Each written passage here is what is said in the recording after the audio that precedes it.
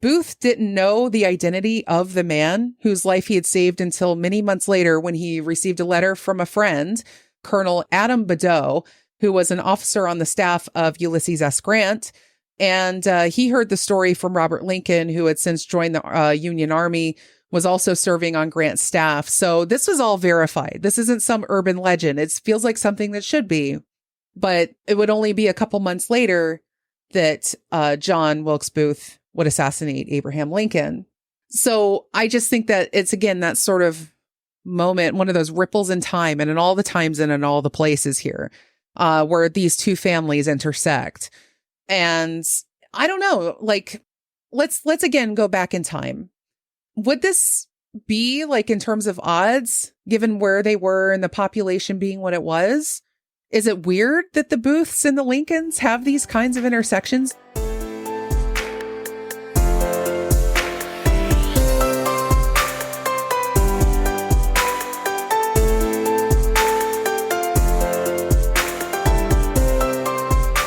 This is Jayson Blair, and this is a Silver Linings Handbook bonus episode. I had the awesome opportunity of working with my friend and colleague in podcasting, Allison Dixon, to do 2 episodes recently on 2 different topics, John Wilkes Booth and Patty Cannon. Allison has launched a new podcast focused on vintage villains, and it carries that exact same name.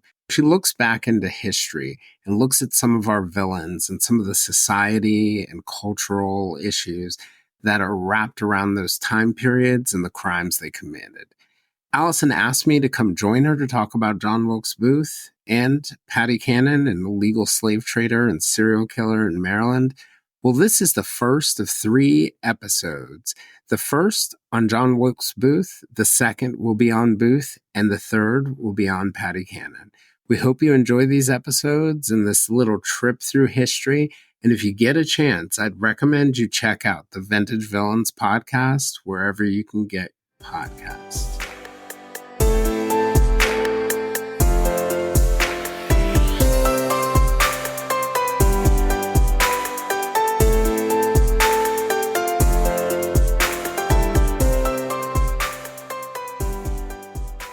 This week, I took my time machine back to the year 1865, and I found a bad guy. A bit of a celebrity for his time, in fact.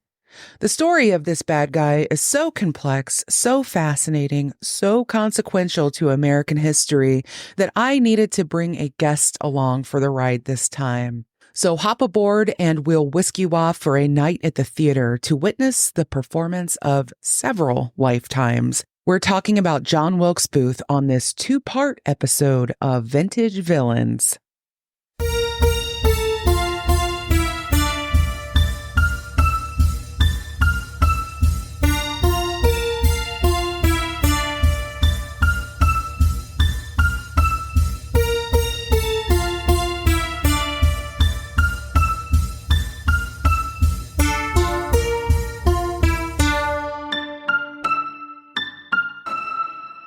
Welcome to the show, everybody. I am Allison Dixon, and as I said before, this week's villain is a bit of a historical heavyweight. As my guest and I will detail over the next couple episodes, the actions of John Wilkes Booth alone were enough to alter the fabric of time in such a way that we feel those wrinkles and creases even now. But as you'll see during our cruise on the Zeitgeist Zeppelin, as I am now calling it, hat tip to my buddy Chris, the year of 1865 was already teeming with activity, thanks in large part to the fact that the United States had been in the grip of its own civil war for the last 4 years. And things were not looking too good for the South by January, and Robert E. Lee would officially surrender in April. But we'll be talking a whole lot about that in the coming episodes. So what else was going on in 1865 while the war raged on and later the country reeled from the assassination of its president? What was life like for Americans during this time? Well, on January 4th, the New York Stock Exchange opened its first permanent headquarters on Broad Street, which isn't too far from Wall Street. On January 16th, General William Tecumseh Sherman issued Field Order Number 15, which redistributed roughly 400,000 confiscated acres of land in Lowcountry, Georgia and South Carolina in 40-acre plots to newly freed Black families. You might recognize the phrase 40 acres and a mule. Well, it was born here. The Freedmen's Bureau was established in March of 1865. It gave legal title for 40-acre plots to African Americans and white Southern Unionists. The Freedmen's Bureau was just one of many attempts to create a more egalitarian system after the war, but was repeatedly undermined by lack of funding and other political roadblocks, mostly whites who didn't want to cede any ground to their fellow Black citizens. It was intended to be temporary, and it did help a lot of people. At its peak during Reconstruction, the Freedmen's Bureau had 900 agents across 11 southern states, and they handled everything from distributing clothing and food to building schools and protecting the freedmen from the Ku Klux Klan. In the years following the war, however, President Andrew Johnson would return most of the land to former white slave owners during the Reconstruction, or those whites found other ways to continue to subjugate freed Blacks by enacting various vagrancy laws, which would allow them to imprison those who they believed led idle or disorderly lives. Or it would allow white employers to take the children of Black workers if they found them to be destitute or unfit. This was, of course, after creating a system of complete economic disenfranchisement in the first place. So if you think for one moment the abolition of slavery led to the end of the problems here, well, I doubt you're still listening to this anyway, and you're going to be needing a way deeper education than you'd be getting from me. So let's roll on. And speaking of the abolishment of slavery, at least on paper, on February 1st, 1865, President Lincoln signed the 13th Amendment of the Constitution, abolishing slavery in the United States. On April 27th, only 2 weeks after Lincoln's death, the steamboat SS Sultana exploded on the Mississippi River, killing around 1,800 of the 2,400 passengers on board in what would become the worst maritime disaster in U.S. history. Most of the passengers were paroled Union POWs on their way home. On May 10th, President Andrew Johnson issued a proclamation declaring the end of armed resistance in the South, making this date the most commonly accepted as the end of the American Civil War. But, hold your horses, a lot of fighting was still going on, and Robert E. Lee was only one general. There were many others, and they didn't all get the memo from D.C., nor did they want said memo. It would take well over a year before fighting finally stopped across the South. On June 19th, Union General Gordon Granger declared slaves free in Texas. This date of June 19th, as you may know, is now officially celebrated across the U.S. as Juneteenth. On July 2nd, a brand new army was formed over in the UK that would soon spread across the world. It was started by a Methodist Reformed Church minister, William Booth, and his wife, Catherine. It was first known as the East London Christian Mission, but you all now know it as the Salvation Army, and it is the largest non-government provider of social services in the United States, and not without a whole lot of controversy. A few days later, on the 5th of July, the U.S. Secret Service began operating under the Treasury Department. As you can imagine, we'll be talking a bit more about the Secret Service in these next couple episodes. They weren't protecting the president at this point, but were mainly tasked with the tracking of counterfeit cash. In artistic news, on November 26th, Lewis Carroll's Alice in Wonderland began taking people on a delightfully surreal trip through the looking glass. And that should do it for our short trip in time.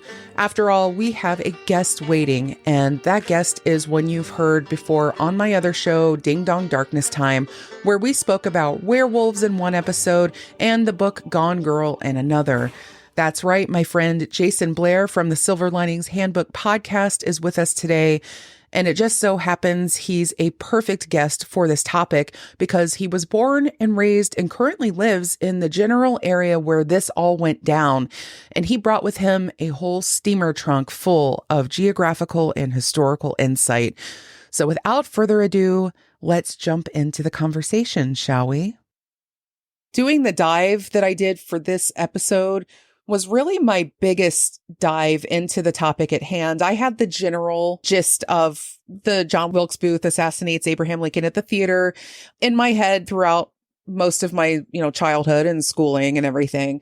But I didn't really know how wide ranging and complex this story is and how absolutely wild. It is a story that would make an incredible movie if you didn't know it was already a real thing. Oh, absolutely. So I am Marylander by birth, Southern by the grace of God. And I went to high school in Virginia. And then my mom's family's from the Northern Neck, where our story is going to sort of end. Yeah. So I've been hearing about Booth my entire life, just like I've been hearing about Poe my entire life. Oh, of course. Yeah. So it's always been a fascinating thing for me. And it's very funny. So recently, I don't know, this was like November, I was actually down in the Northern Neck of Virginia in King George County and, took a wrong turn totally and literally passed the spots that he crossed. And then, wow.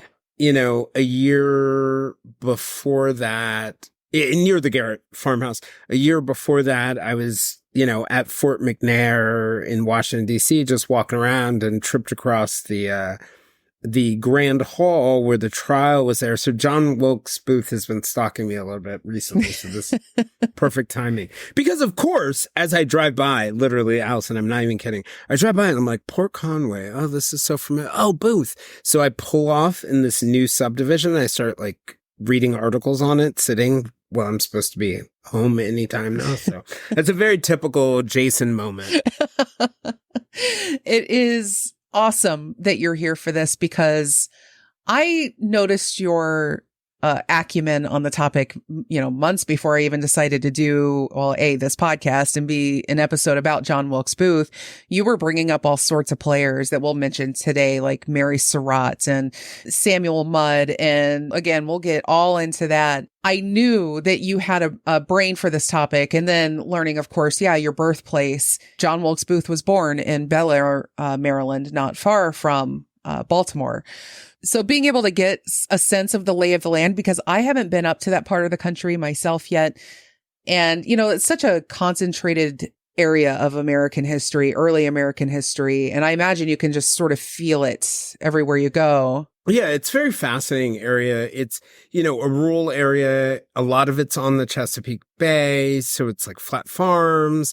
And it's unbelievably gorgeous near the Susquehanna River and all of those things north of Baltimore. I think a lot of people don't realize how nice it is. But Bel Air itself is an interesting place. So it's a town in Hartford County. Mm-hmm. And it's like a bedroom community of Baltimore now. But really, at the time that Booth was born, there were under 200 residents in the area.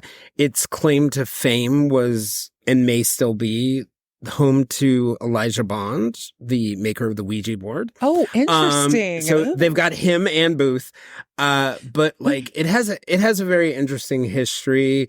The county is home to Havre de Grace, which is both the home to Hall of Fame Baltimore Orioles shortstop Cal Ripken Jr. and it was once considered for capital of the United States before D.C. was selected because it's on the mouth of the Chesapeake Bay, so you could get weapons and other things in and keep it well defended. But the area, I think a lot of people, because Maryland was on the Union side in the war, some people think of it as an anti-slavery state, but it was a slave state that stayed in the Union, in part because they voted that way, but also in part because they wouldn't have had a choice. Because with the capital in D.C., Lincoln would have forced it. But it's also an area where in the 1810s and the 1820s, it was the home of Patty Cannon, who was an illegal slave trader, serial killer. Wow. And she might have to be on this show at some point. Yes, I think she would be great. Actually, now that I think about it, I'll totally come back for that episode. She was the co-leader of this thing called the Cannon Johnson Gang, and they roamed Maryland and Delaware, and among other things, they abducted like hundreds of fugitive slaves and free Black people, and then went around and sold them, including the free Black people, into slavery in Alabama, Mississippi, and other southern states. They called it actually the reverse Underground Railroad. Oh my gosh. And yeah. And so it's a very interesting mixed history. To this day, there's a debate about Maryland's flag because what it represents right now is the Union and the Confederate side coming together post-Civil War. The politics of Maryland really struck me when I was researching this, and I will cover that here in a second because again, I didn't realize too, a lot of people really do think in the binary when it comes to the Civil War that North blue or Union, South red, South Confederate, but there that line between North and South, especially where it meets around the Virginia, Maryland area, you're going to find a lot of blurring of those lines in that part of the country and in a lot of parts of the country. In fact, the Civil War, I want to really nail the environment and the time.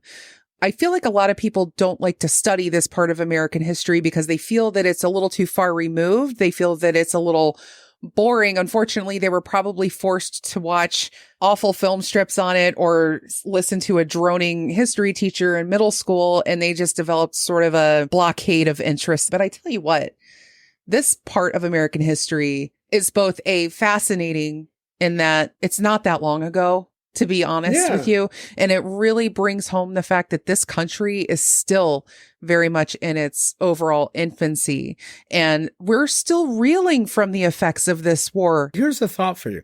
It's like in America, and there are lots of upsides to America, but one of the difficult things in America is we have no binary culture. There is no American culture. It's a bunch of different cultures.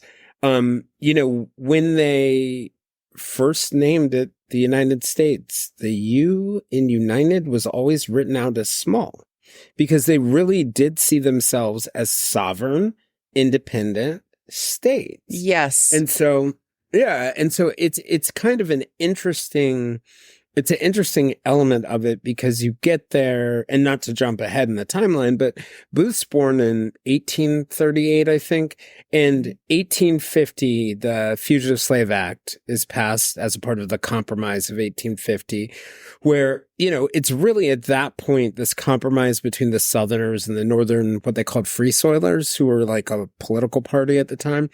And the law basically penalized officials who didn't arrest fugitive slaves, and you could get fined for like $1,000, and it wreaked havoc on Maryland because as a slave state, it was the conduit to get to the North. And what the North really was if you were a slave trying to escape, you really wanted to escape to Canada. Yes. And that was the place to go. And Maryland is not only a slave state, with Northern sympathies or abolitionist sympathies, it's also the conduit. Right. From the Deep South to the North, and from the North back down to the Deep South if you're a fugitive slave. It's really interesting, too, when you mentioned Canada. I would love to look more into Canada's role in the American Civil War because you have Quebec playing a role with the Confederacy. And, Quebec is its own version of sort of we're part of this country, but not. We're sort of our, they probably have some sympathies in a lot of ways with the Confederate, side. And so, as we'll see, there's some play back and forth between sort of the brass of the Confederate Army, and then, so knowing that, freed slaves would want to flee to Canada, but maybe not Quebec. I don't know. I'm just curious to see how all that interplays because you can't just have a war like our Civil War was and not have the border countries kind of wondering, what's going on? And it also had implications for them too, right? Oh, for sure. Yeah, trade and, all these things. And so here we are in the year 1865. This is really when it's all starting to pop off here. The war ended in 1865. Lincoln, just as a foreshadowing here, will be assassinated by April. So it's a hell of a year. And at a time when you really think about it, the last 4 years, the country has been plunged into a battle with itself, and it spared no expense when it came to casualties. We lost 620,000 soldiers in the Civil War. More in Antietam than any other war except for Vietnam, I think. Yeah, they said that, according to our own national parks, that's approximately equal to the fatalities in the Revolutionary War, the War of 1812, the Mexican War, the Spanish-American War, World War I, World War II, and the Korean War combined. Yep. And I like to think about it this way. If we fought the Civil War today in 2024 and lost the same percentage of lives to the current American population, we would have 6 million dead. Mm-hmm. Yep. Out of like 350 million. Is that where we're at now? Yeah. Yeah. So roughly 2% of the population. That would be more people than we have in our military today. We only have like 2 million. Unbelievable. And we've lost, in perspective here, 1.1 million to COVID over the last 3 or so years. 1.1 million Americans. And when you think about the disruption that alone caused, that ought to paint a pretty reliable picture of what that much death did to our country, to our people, to our generations, to so much death. And it becomes sort of ingrained in the soul of a country to have that much death and destruction. So to really think about what the psychology of this country was going through at the time, we'll just say things were a little frail. Well, and you have that enormous level of animosity going on at the time, and also fear, right? Right. And when people will say things like the Southern way of life was threatened, but it's not just the racism, it's the economic way of life. Yes. It's all the fears that are associated with that. There's the fear of like race mixing and fears of all these different things. And regardless whether these fears are legitimate or not, like they are huge factors. Fear often will drive these types of things, and one of the things about Booth and how it impacted his family during the Civil War, they were an acting family, and I'm sure we'll dive into this, but, they were well-known actors all over. But, an interesting thing about him, we roll back to the beginning, back in 1838. This is a fun fact. Or no, not 38. I'm sorry. It's 1850s, right? And so he's trying to, I've always said this about John Wilkes Booth. He's like Hitler. If Hitler had gone to art school, if Booth had been a better actor. But one of the things that they say about him that got in the way of his ability to be a good actor was that, he showed a little bit of a temper, a little emotional instability, but they said it was his egocentricity.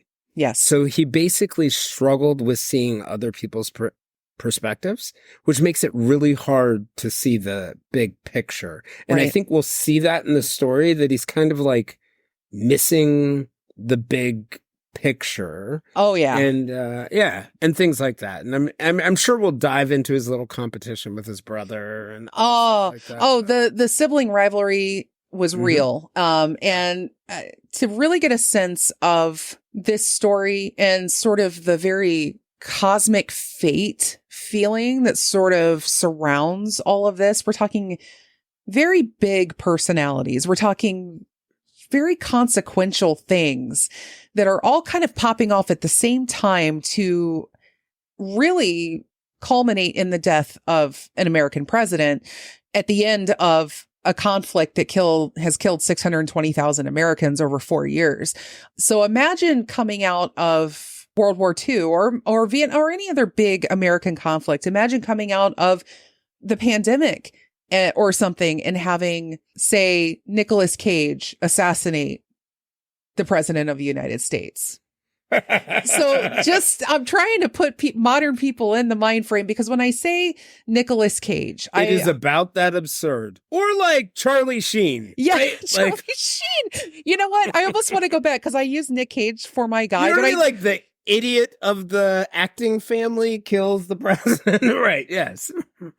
I'm going to say Charlie Sheen now. I have Nick Cage in my outline, but Jayson, I am switching to Charlie Sheen. This is perfect because these two men share something in common, and that is something that I refer to as dynastic celebrity, or what Gen Z might call Nepo babies. Right. And so we have, like, say, the legendary Coppola clan from which Nicolas Cage hails, or the Baldwins, or the Arquettes, the Barrymores, the Sheens, Angelina Jolie, the and John Voight, Skarsgårds. These acting families. The Booths were very much of that ilk. There were 9 siblings in this family. 3 of those 9 from the Booth family would go on to become actors. That would be Edwin, John Wilkes Booth, and Junius Jr. And we'll get to Junius Sr. in a second, because if we're talking about vintage villains here, we're going to talk about the villains, and we're going to learn about what maybe makes them tick.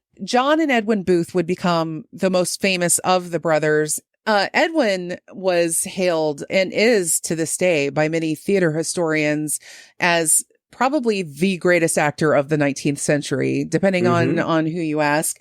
And in fact, Edwin was known all over the world. He held the record for playing Hamlet in 100 performances.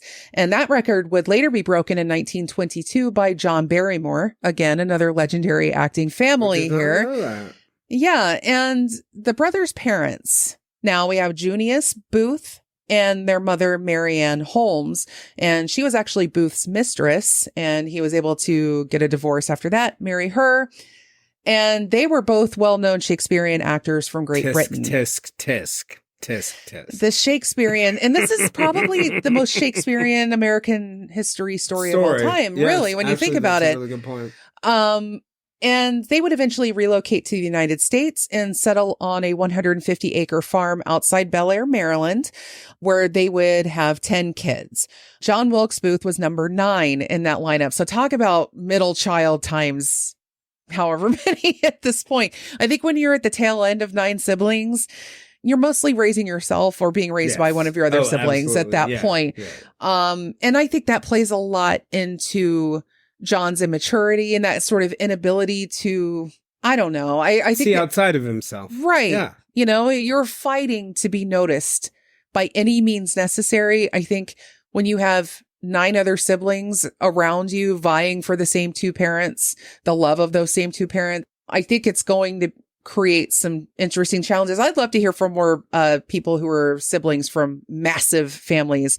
Well, both my parents are like 9+ wow families. Yeah. And I do think so my mom's on the older end, my dad's on the younger end of his family. And I do think that plays out. And I think it plays out with Booth in a very interesting way, because if you look at his trajectory, he first goes to Baltimore, is very unsuccessful trying out as an actor there, ends up in Philly, but then ends up in Richmond eventually, right? So like 2nd tier, 3rd tier, you know, it would be like off Broadway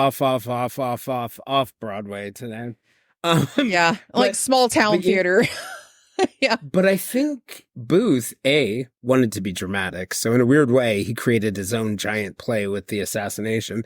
But I think the other thing is he wanted to be accepted.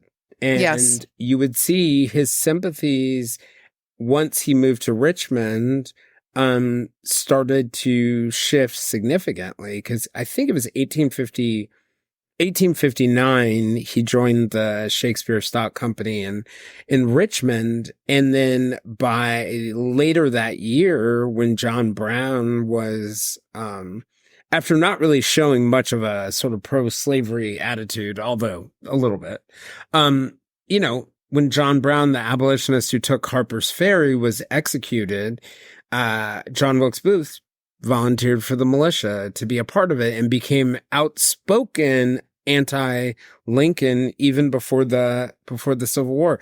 I think a lot of it was just to conform I mean, I don't know. I haven't interviewed him. Would love to. But my time machine is not built yet. Lord knows there'd be a lot of things I would do if I had that time machine. Oh, you and me both. But I do think like some of that is at play in all of it. It is interesting to see how he's described by his teachers and those who knew him as a teenager, that he was very athletic. He was very strong and witty. His teacher said he was smart, but he just, again, as a lot of teachers say, what they said to me, what they said to both my kids, my husband, they just don't apply themselves. Smart, but I was a raging C student all through high school, and I was just happy I graduated. So he ended up dropping out of school at age 14. And he would begin, again, like as you said, he would begin acting in earnest around age 17, and there was a lot of trial and error. His brother Edwin, though, sort of, I think, would help grease the skids a little bit, and his father. These were 10 kids underneath this roof, but this family was not poorly off in any way. No. They were wealthy. They were living a pretty nice life. Pretty prosperous for that area. I know they had like black servants and slaves and whatnot on their farm. So that pro-slavery mentality, I think, was kind of winding through that family a good dip. But Edwin, not so much. Edwin was the abolitionist. Edwin was pro-union. Yep. And that created a bit of a feud, because what would happen is you would look at Edwin, who was this luminary himself, known all over the world and very much beloved on the stage in theaters of New York and Chicago. He pretty much told his brother, why don't you head south and secure the theaters down there, little bro, and head pat, and off you go. Where you belong. And right. And I think that, okay, you're going to head south where there's already some more strong Confederate sentiments. You're sort of ingratiating yourself among the culture down there, and maybe you already have that bent in you, but you're also probably driven a little bit by the fact that you're sort of quote unquote liberal douche actor brother. You want to be unlike him. And so, like, you mentioned they had that very large farm. Yeah. I think the way it seems to have played out is that if you look at the parents, you wouldn't necessarily call them pro-slavery as much as they were necessary evil. Right. And then naturally you have one child who's like, why would you do this? Right. Who becomes Edwin, the abolitionist. And then to sort of distinguish himself, once Booth goes down to Richmond in 1860, he does this tour of the Deep South where it's the first time he's really acclaimed as an actor.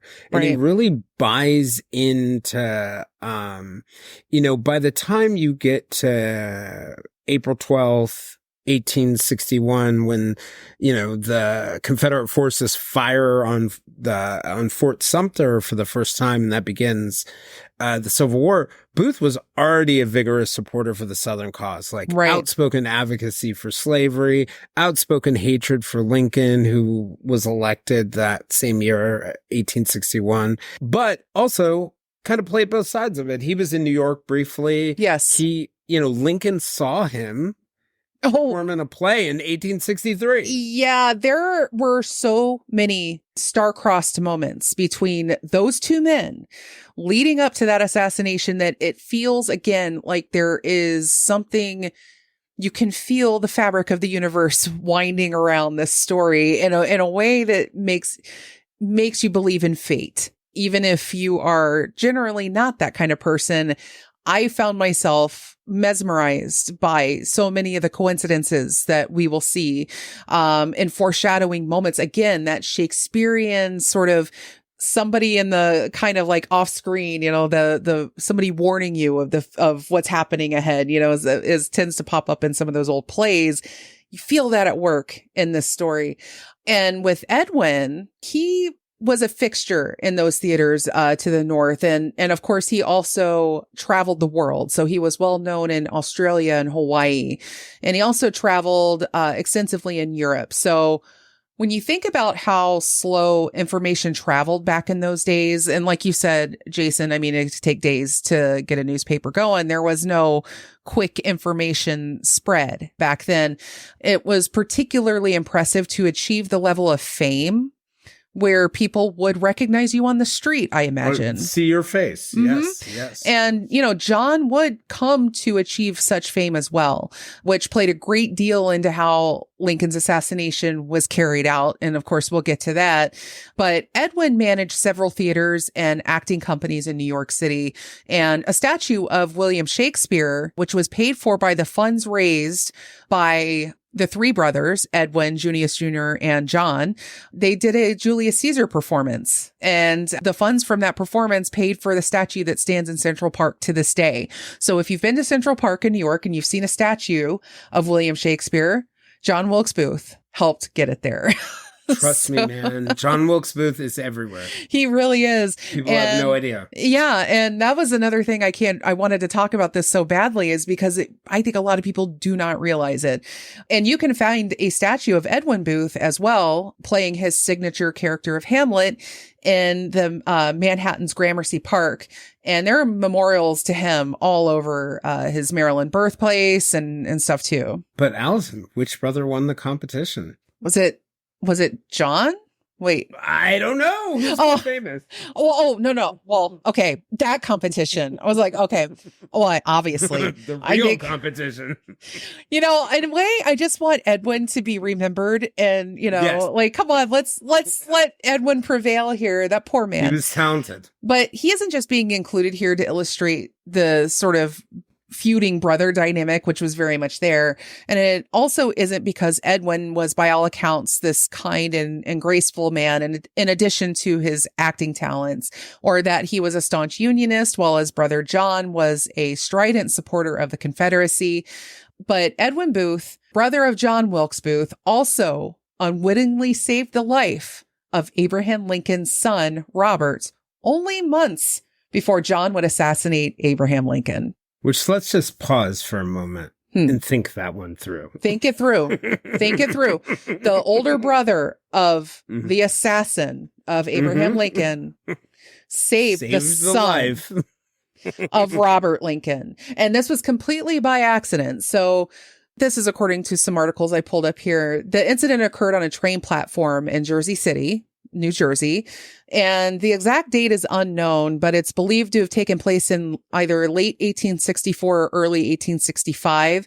And Robert Lincoln himself recalled the incident in a 1909 letter to Richard Watson Gilder, who was the editor of the Century magazine. So basically, they were on the train platform. There was a big crowd. Everybody was kind of crushing to get onto the train. The train started to move, and Robert sort of fell into the gap between the train platform and the car. He was pulled up and secured onto the footing platform by none other than Edwin Booth. And of course, Robert looks up at this man. Imagine again seeing Charlie Sheen's brother, the glorious Emilio Estevez. Imagine looking up and seeing Emilio Estevez saving your life. And imagine that surreal moment, though. The equivalent of this very famous, well-known actor has saved your life on a train. And Booth didn't know the identity of the man whose life he had saved until many months later, when he received a letter from a friend, Colonel Adam Badeau, who was an officer on the staff of Ulysses S. Grant. And he heard the story from Robert Lincoln, who had since joined the Union Army, was also serving on Grant's staff. So this was all verified. This isn't some urban legend. It feels like something that should be. But it would only be a couple months later that John Wilkes Booth would assassinate Abraham Lincoln.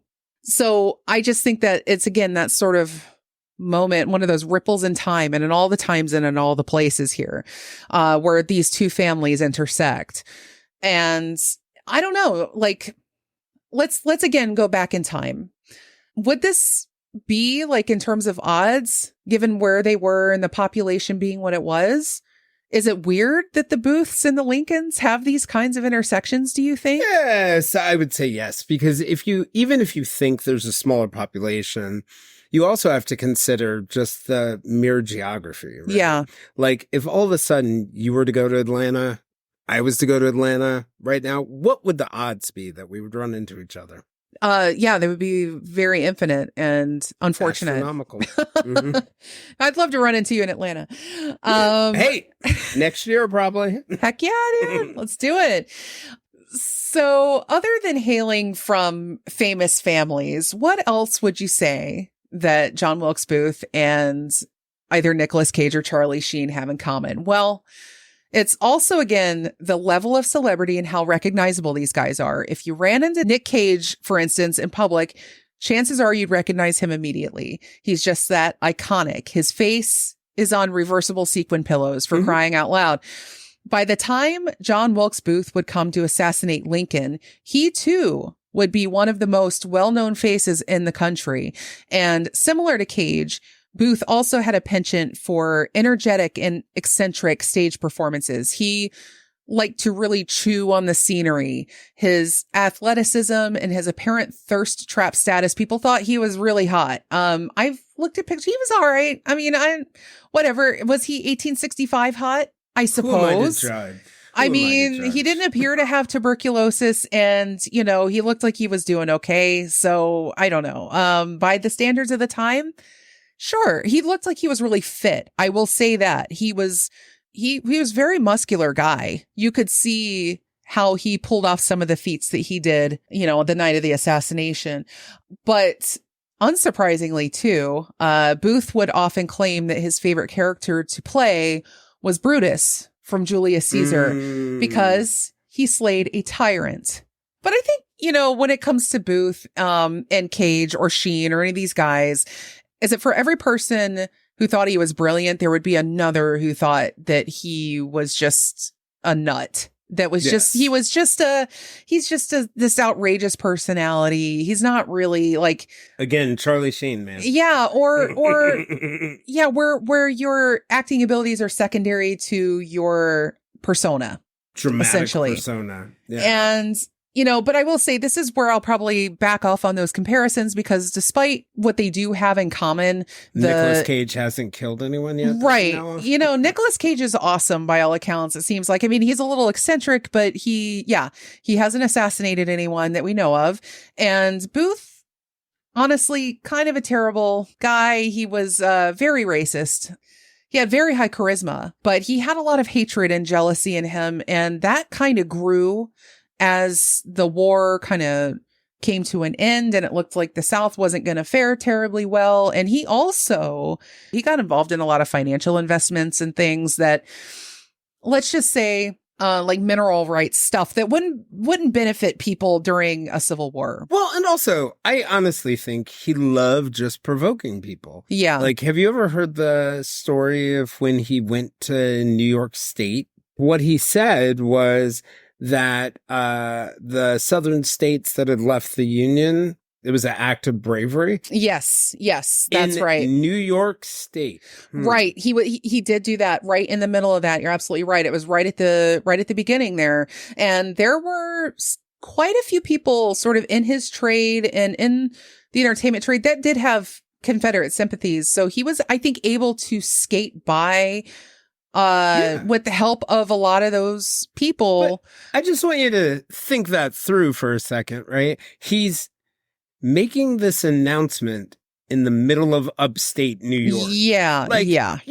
You were one of those people who just likes to start S. You're doing that. Really does. And again, I think it's that ninth brother energy, you know, that sort of, I mean, you're that kid at the dinner table that is just, you know, nobody's listening to you and you're just going to say whatever you want and whatever happens, happens. I think that's kind of. But to your point, despite his views, like, critics loved him. Mm-hmm. You know, critics loved him. And it was an interesting thing. And I think we run into this right now, too, with actors like Matthew McConaughey, who have political leanings, or other people like that. Yeah. That how do you judge the artists and their political views? Can you judge them together? Do they need to be judged separately? How do we, you know, when they're using their acting as a platform for political views, like, do we judge it together? Like, it always, for me, like, depends on how outspoken they are. And then not only how outspoken they are, but how, I guess what they're saying.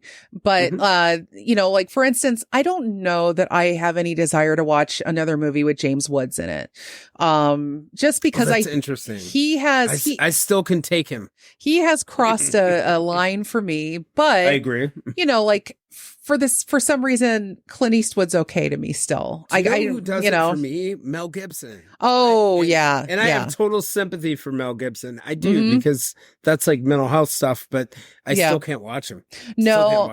You're right. With those leanings coming in. And I think even back then, I think it was such a new phenomenon of having like these very famous actors and all this like ability to spread news around, even if it was still pretty slow at that time. At least we had an information spreading device called a newspaper. Word could eventually spread. And so we had this opportunity then to kind of line up an actor with their political beliefs and in a way that maybe previous centuries previously we didn't. Yeah, it would have been harder to do. And so, or slower, or like any good gossip mill, less accurate. It is interesting to read sort of his reviews from people of that time, because it's almost like reading the reviews of a Mark Wahlberg or like, again, a Charlie Sheen or something, like where it's like, yeah, he made a spectacle of himself and it was entertaining, but he's not Daniel Day-Lewis, for crying out loud. That was Edwin. And although it's interesting, Daniel Day-Lewis played Lincoln in the Spielberg biopic, which I didn't have time to watch, unfortunately. It's good, but a little fanciful. Okay. Yeah. Good to know. I think, Lincoln's a bit like Martin Luther King. While there are great things about them, people love to leave out a couple parts here or there. Yes. That in current popular view wouldn't necessarily fit. And we'll talk about some things about Lincoln that I'm not saying that the Confederacy was correct, but he did some things that I think that if you were... Especially if you were a Marylander. Exactly. If you're a Marylander, or you're just not big on big government, or this idea of somebody over on the far end of the country trying to dictate your life out in the middle of, the Midwest or whatever, or further out, then I can see why he pissed some people off. Let's just say that, because he took some steps, but he was also in a very unique position as the president during an American Civil War. No other president has had to deal with this problem since. If anything, they've been trying to prevent another civil war. But John Wilkes' star as an actor would really rise in the early 1860s. And in fact, in 1863, this is calling back to something we mentioned earlier, Lincoln would see his own future assassin in a play at Ford's Theater, where the assassination took place, from the same box where he would be shot. And at one point during the performance, Booth was said to have shaken his finger in Lincoln's direction as he delivered a line of dialogue. Lincoln's sister-in-law was sitting with him in the same presidential box where he was later slain. She turned to him and said, "Mr. Lincoln, he looks as if he meant that for you." And the president replied, "He does look pretty sharp at me, doesn't he?" On another occasion, Lincoln's son Tad saw Booth perform. He said the actor thrilled him, prompting Booth to give Tad a rose. Booth ignored an invitation to visit Lincoln between acts. So again, this was in 1863, so a couple years, or a year and a half or so before the assassination. This moment where, imagine if you're looking down at the stage and you see this impassioned delivery taking place. And the play, by the way, was Charles Selby's The Marble Heart. And apparently he had this monologue during it that seemed rather symbolic. What's the Marble Heart about? I don't know. You know what? That is a good question. It's where he portrayed a Greek sculptor making statues come to life. That is the general gist of The Marble Heart. And so during this period, though, Booth would also, this is talking about his business ventures. He tried to get into the oil business, and most of these ventures would fail due to the constraints of the war, particularly with the struggles the South was having at winning. And by 1864, Booth would lose $6,000, which is the equivalent of $1.1 million in today's money. in his failed oil venture. And that would only fuel his anger toward Lincoln, who was reelected by a landslide in November of that same year. So can I jump back for a second? Of course. And take us to two little, one of which is sort of like a less known, the first assassination attempt of Lincoln. Oh, that's right. So, didn't that go through his hat or something like that? So it was February of 1861, Okay. and Lincoln was in like what they call like a whistle stop tour en route to his inauguration. Oh, yes. You've done this topic. Alan Pinkerton, yes, right, founder of the Picket, he played a role. He was managing the Lincoln security, and this is why we have the Secret Service now, and we don't let private security protect them. And so, Lincoln thought like that. I think his advisors believed that there was a threat against him, and so they really were concerned as they were going through Baltimore, which tells you something about where Baltimore was. And he got there secretly, I think at some point, like I forget what day it was that he got there, but there actually was a plot to assassinate Lincoln. And it's part of what led to ultimately the creation of the Secret Service. But there's another thing that happened during the Civil War that's particularly relevant, again, to Marylanders and give you an idea of where the sympathies were. In Maryland, during the Civil War, Lincoln suspended the writ of habeas corpus. Yes. And that writ is what allows citizens to petition the court about whether they're to determine if they're being detained lawfully. And the whole point was to impose martial law, be able to detain any Southern sympathizers. Yes. Now, one of the things that I learned in reading about this, that so many people were detained and unable to file a writ and think about that very basically, like without the writ of habeas corpus, the cops could come knock on my door and say, hey, you're charged. Yep. Charged with what? Whatever, we want you in jail.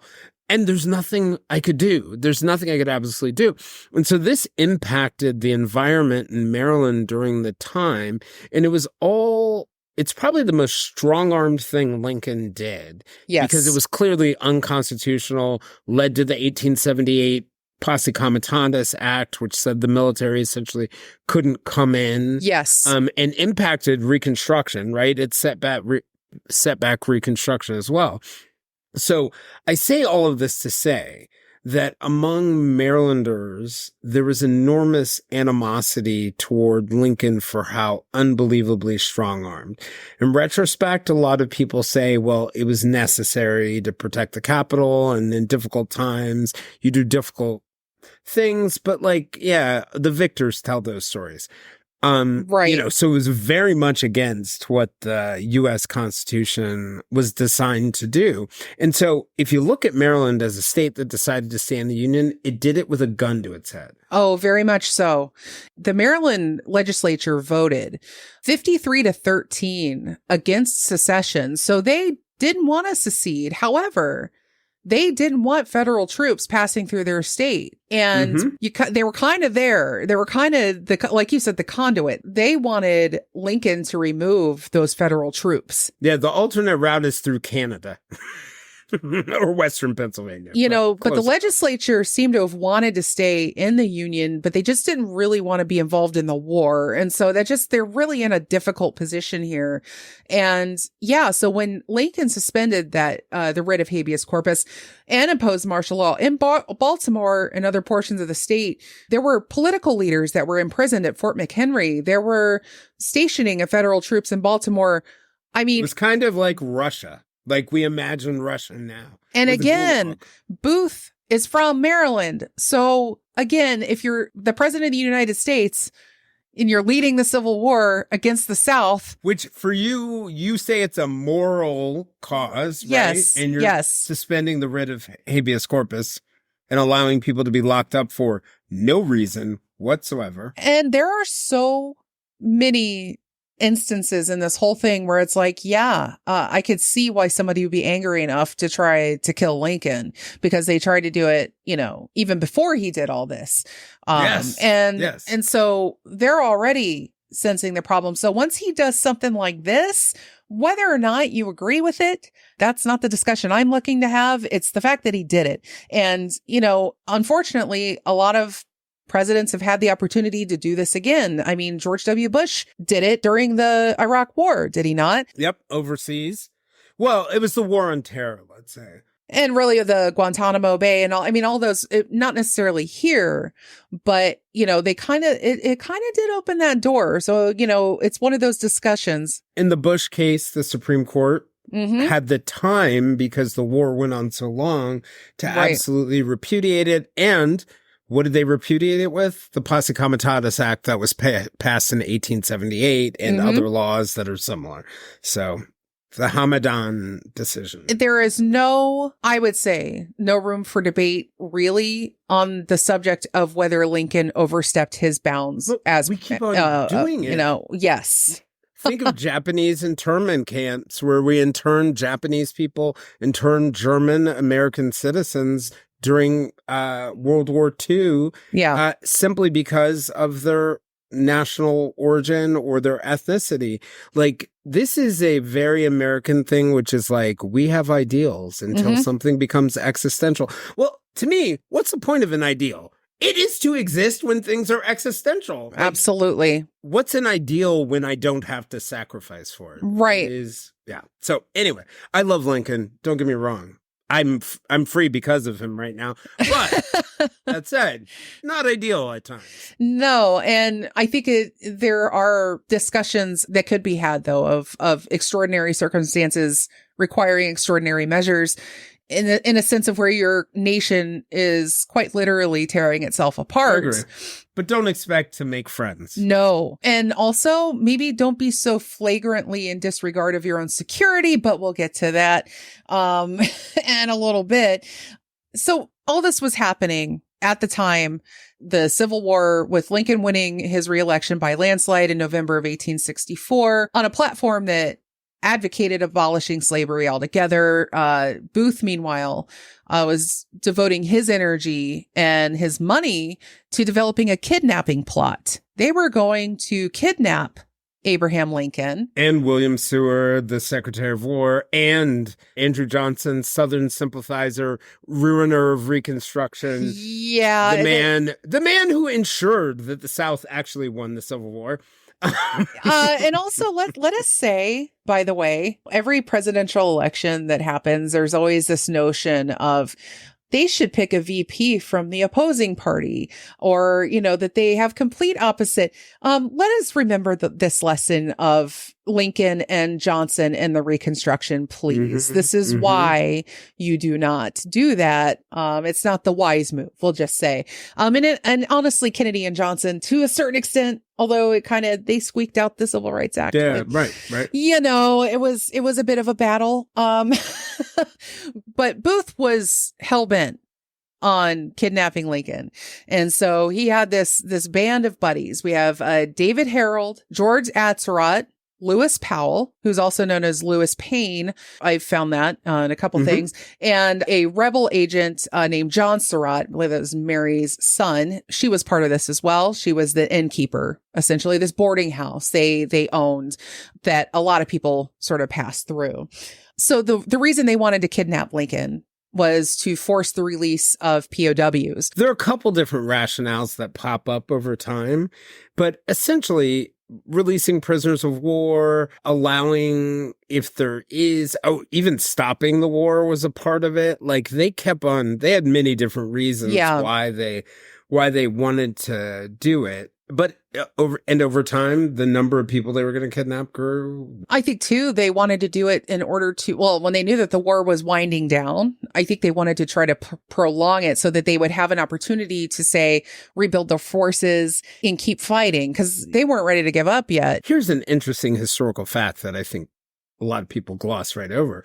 So April 9, 1965, Robert E. Lee signs the Articles of Surrender and the Appomattox on behalf of the Army of Northern Virginia. Mm-hmm. But people consider that the end of the Civil War, but General Joe Johnston was still down in North Carolina and South Carolina trying to run for his life from Tecumseh Sherman. Yes. And so I think part of the reason why they wanted to kidnap or really assassinate by that point Lincoln was it would give Johnston a chance to not surrender and continue fighting, which was, by the way, absurd. If Yeah. you knew what was actually happening Yeah. down there. It was not going to happen. But also think about some of the things that had happened during that time. Sherman had burned Atlanta to Savannah. He Yes. had, it was not looking good for the South if they lost that war. General Order 50, 40 acres and a mule for the slaves. They were going to take the whites' land. It was not looking good. And to give you an idea, too, of how much loss the South had suffered through this war, it's believed that there really wasn't a single household in the South that had not experienced a death from this war. Not a single one. In some ways, you can't be surprised when you still see those sentiments still down there today. I mean, you travel in the Deep South, especially, and you could still very much feel that. I'm surprised when I see Confederate flags in Pennsylvania, though. Yes. Or Ohio. Hey, guys, we were never in the Confederacy. Maybe it's just wishful thinking, but there's a reason why down south, when I was living down south, they called it the War of Northern Aggression. Our friend Brett Talley and I still call it the War of Northern Aggression. Yes. Yeah, it's a whole other different way of thinking about things down there. And at the very least, like I said, regardless of where your sympathies lie, I think it's important to know these things so that at least you understand, like, well, when we have an election or when we have a crisis of some kind, and it's like, why are we behaving this way? Why are we doing this? Well, look no further. Well, there's a point. Put yourself in the shoes of other people. Like, even when you don't understand why they have their views, even when you adamantly disagree with them. And I'm not saying any of this would have stopped John Wilkes Booth. Right. I mean, but if John Wilkes Booth could have put himself in other people's shoes and other people could put themselves in the shoes of the John Wilkes Booth, I think we probably would have had a more reasonable road to Reconstruction. Something like Grant, something like, some of the fears. I mean, if Robert E. Lee hadn't been sneaky, they would have prosecuted him. If there were a number of things that were going on that made it feel very existential to the South that they were going to become subservient states to the North. Right. And there is that constant fight of states' rights versus federal. We still see that interplay. We're watching this happen live right now. This whole battle that actually we're getting ready to have at the moment in the courts with relation to allowing Trump on their state ballots. Yes. And them kicking him off. Ordinarily, precedents have said, states' rights matter when it comes to voting. Got bad news for the states. The U is big now. Yes, exactly. And it's going to, again, you're feeling that echo of that tug of war that led to a very, very bloody battle and a dead president. So Montreal, Canada, we got to talk about Montreal a little bit because, again, I mentioned before, the Confederacy brass had a relationship and had an establishment, in fact, up in Montreal. And Jefferson Davis, the president of the Confederacy, would actually wanted to use Montreal as a base where he could then attack the North through a series of guerrilla tactics. And many historians theorize that Booth met with members of Davis's Secret Service up there to plot the Lincoln kidnapping, though I guess it's debated how much Davis and other top officials knew about this plot. And many believe that most of Booth's interactions were sort of limited to like a upper management or a lower level, and that Davis himself wasn't interested in pursuing those underhanded tactics, which I found fascinating because Jefferson Davis seems like he wanted to win as a gentleman. Oh, yeah. We're not going to do these underhanded tactics of, kidnapping a president. Interesting. So there's the Confederate Secret Service is also very interesting because people don't talk about it. No. It was both official and semi-official because of, the unwillingness of some of the Southern leaders to do the really dirty stuff led to all these unofficial actions by, when people say the CIA was rogue, the Confederate Secret Service was totally rogue. So if you told me they plotted the whole thing, we eventually find out, I'd be like, sure, makes sense. Do you know, did it dissolve pretty much with the Confederate Army, or is there anybody that kind of No. So it's very interesting. So post-Civil War, if you break it up into different groups and think of today, they had their National Security Agency, which did all the signals intelligence. Then they had their foreign intelligence agency, like the CIA, that did their foreign intelligence. And then they had their U.S., which operated in the Confederacy and operated in what we would call the Union. But one of the interesting things about it is the Signals Corps and the foreign part dissipated, but the agents who operated with the United States actually ended up being a part of it. And as you get into the John Wilkes Booth escape story, one of the things is that Samuel Mudd, and this is disputed just like his role in it's disputed, was a agent or officer of the Confederate Secret Service. And then when they got across the Potomac, I think it was Pope's Creek, the boat that was hidden there that they used to cross the Potomac, another Confederate either sympathizer that some people believe was in the Confederate Secret Service in Maryland is who they went to help get them across the Potomac. So that is very believable, because I think they would have needed all the help they could get. And it's also widely believed that Booth himself was a spy and a courier for the Confederacy.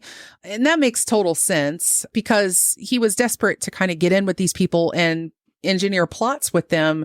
He would be willing to carry messages. He would be willing to facilitate any sort of intel. And he was a man of influence. So even if he wasn't high up the chain, he was definitely a player within the Confederate government. Well, back in let's see, this would have been late 1980s, two retired CIA officers wrote this book on the assassination of Abraham Lincoln, Come Retribution.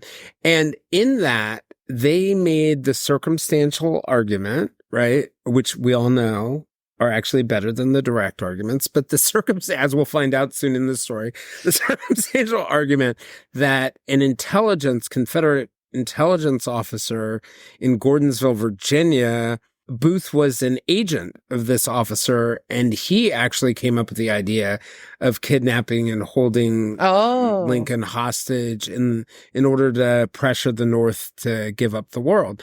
And the name of the book, Come Retribution, is the supposed code name for the operation. And the theory behind it is when the kidnapping wouldn't work, their second plan, they make this argument, was to actually bomb the White House. Wow. And when that didn't work, when that also failed, the Confederate Secret Service dropped the whole thing, which then left Booth as a rogue agent, leading to the assassination. So that's their theory. It makes sense, because as we'll see with the conspirators, a lot of them were I mean, of course, a lot of them would make this claim just to save themselves, but I think it's quite believable that they wouldn't know that Booth had flipped the script, because it's not like they had, cell phones to instantly communicate this stuff. They were not in the same company doing a lot of the things. I mean, they had the boarding house that they would kind of meet at or exchange messages at and things like that. But this is not the kind of thing that you can instantly communicate a change in plans, like, hey, guys. Correct. Or you do, and your agent's still so invested in it that they carry it on their own. Right. And I think one thing historically to keep in mind, because we like to look at it black and white.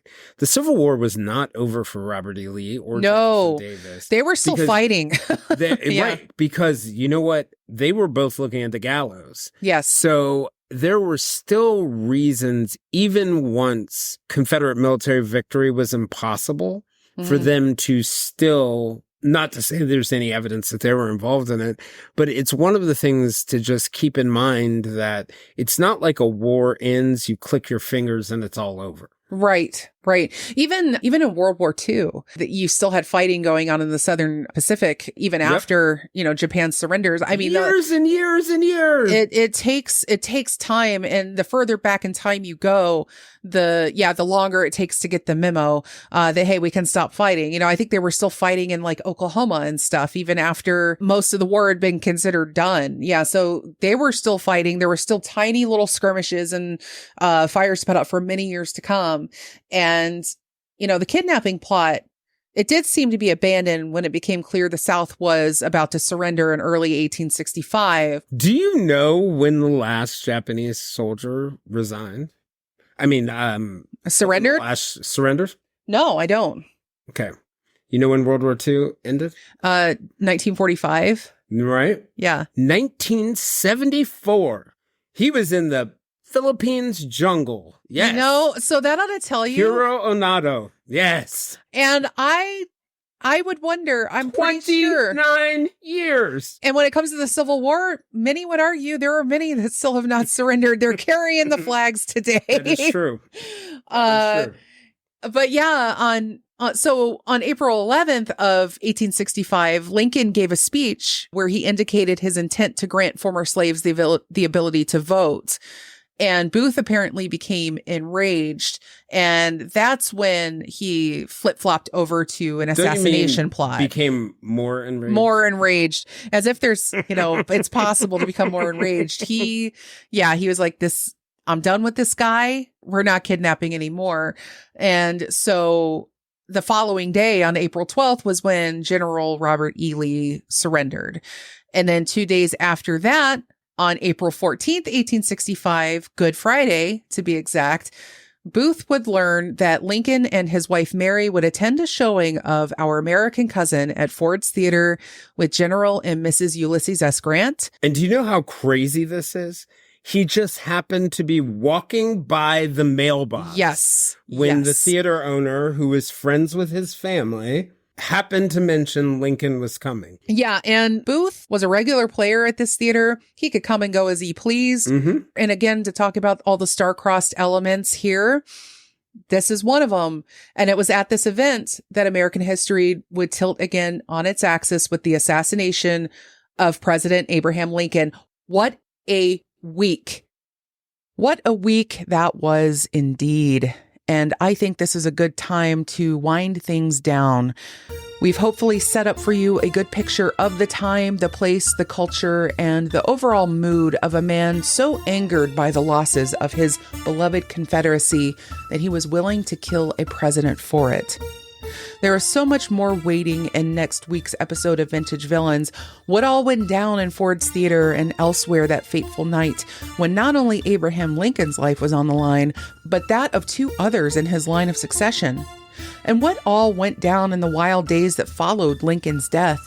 Join Jayson and me for the conclusion of the story of John Wilkes Booth here next week. Though, while you're waiting, if you wanted to pop over to Apple and give Vintage Villains and Jayson's show, The Silver Linings Handbook, a 5-star review, we would both love you for it.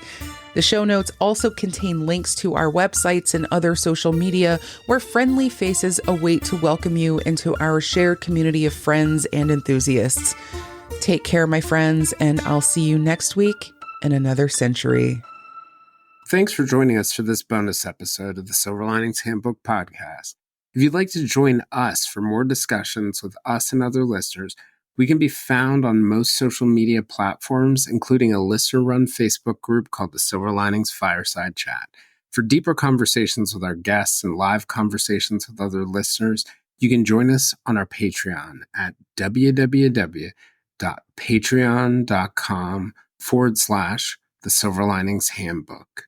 This is Jayson Blair, and this is the Silver Linings Handbook. We'll see you all again next week.